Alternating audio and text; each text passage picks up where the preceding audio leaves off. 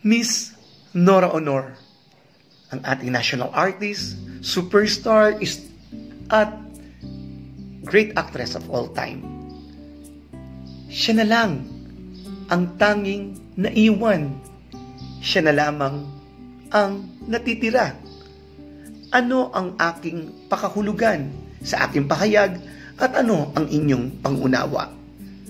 At isa pang pag-uusapan natin, si Ate Guy mas lalong nabigyan ng karapatan, katuwiran, kumbaga vindicated si Ate Guy sa mga pangyayaring ito. Ang lahat ng yan ay ating babalikan at ipagpapatuloy sa Heart Expression. Bumabati ang mabuti sa lahat ng mabubuting nanonood, nakikinig, tumatangkilik ng Heart Expression. Salamat po sa patuloy na panonood, pag-like, pag-share, at sa mga nag-subscribe na maraming salamat po. At sa mga hindi pa nag-subscribe, please, subscribe po natin ang Heart Expression. Maraming salamat po. Si Ate Guy, talaga naman nakakatuwa sapagkat tunay nga na si Ate Guy vindicated. Talagang si Ate Guy, yung katuwiran, yung karapatan, yung katarungan, talaga naman si Ate Guy mas lalong nabigyan, mas higit pa na nabigyan ng katarungan. Kailan nangyari ito? Madalas si Ate Guy, kapag siya inaapi, hindi kumikibo, madalas ko pong sabihin yan, at madalas yan sabihin ng mga nagmamahal kay Ate Guy. Api mo, saktan mo, sabi ko nga po kahapon sa in-upload ko, si Ate Guy, maaring tahimik, pero ipaglalaban siya ng mga nagmamahal sa kanya at talagang naniniwala sa kanya. Alam niyo po, sa pangyayaring si Ate Guy ay muli na namang kasali sa isang international film festival sa Japan na ipapalabas sa May 24 to 25 ay napili ang kanyang pelikula bilang isang kalahok, Ang Mananambal.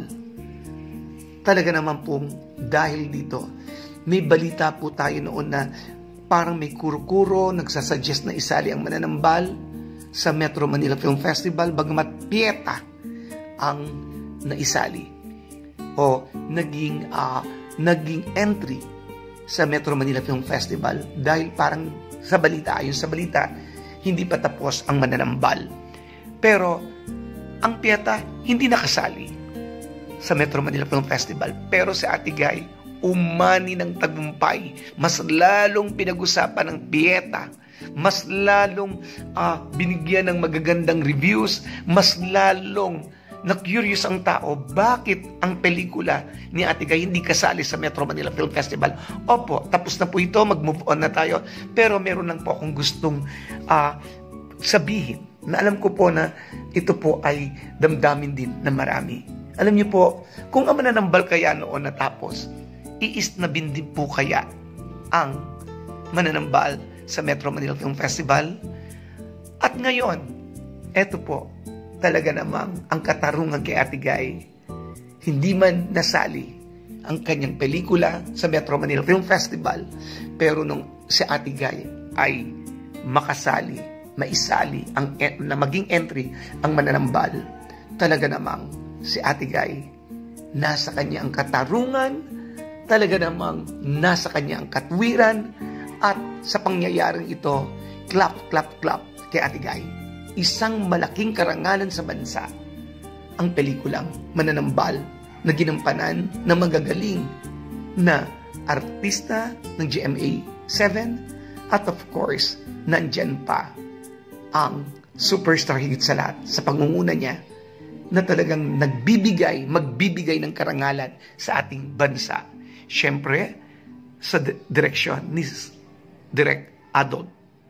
At talaga namang dahil dito, ito po, yung maisali ka palang karangalan na, ano pa kaya kung si Ate Guy ay magwagi ng Best Actress muli, pero wala nang dapat pang patunayan si Ate Guy.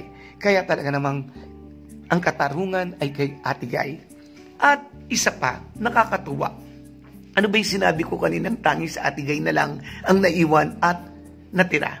Ito po ay viral.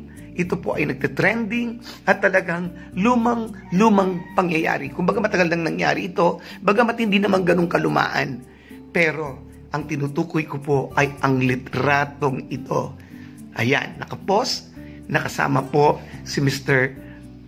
Bernardo, Miss Jacqueline Jose at Miss Cherry Hill. Kasama ang ating superstar. Alam ko po, kapuna-puna, kapansin-pansin na ang tatlo ay sumakabilang buhay na magagaling na mga actors. Magagaling po sila at talagang pinag-usapan. At ang nasa gitna ay si Ate Guy, si Miss Nora Honor, ang national artist na tanging natitira. At kung tutuusin, si Ate Guy, alam natin na mayroong malubhang karamdaman.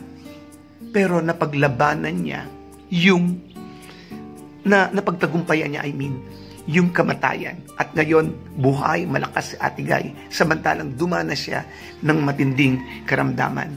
At itong ating mga kasama niya na pumanaw na, alam naman natin, hindi biglaan ang kanilang kwento, yung kanilang balita sa kanila. Hindi na, ako personally, hindi ko po alam na nagkaroon sila ng matinding karamdaman. Pero, nauna sila. Alam niyo po, hindi naman po ako natutuwa na nawala na sila. Ang ibig kong sabihin dito, kumbaga, nakita mo na para bang sinasabi mo na yung pangako ni Ate Guy na walang iwanan, no po?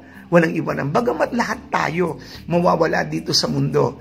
Kanya-kanya lang tayong panahon. Pero binigyan pa ng buhay si Ate Guy. Si Ate Guy hindi naman po pabata, no po? Magsi-71 na po siya. Pero ang tinutukoy ko po dito, si Ate Guy, binigyan pa ng pagkakataon ng Diyos para gampanan yung kanyang mission dito sa lupa. No po? Ayan, Ate Guy, nangingiti ako sa litratong ito. Maaring si Ate Guy, pag nakikita niya yung litratong ito po ay isang ginintuang alaala. Memories kay Ate Guy ito. At talaga namang tayo po ay nagpapasalamat sa patuloy na pagbibigay ng Diyos ng kagalingan kay Ate Guy, kalakasan, kahusayan. At palagi nating ipag-pray sa Ate Guy na bigyan po siya ng mahabang buhay at malakas na pangangkatawan kasama ang kanyang buong pamilya at nagmamahal sa kanya.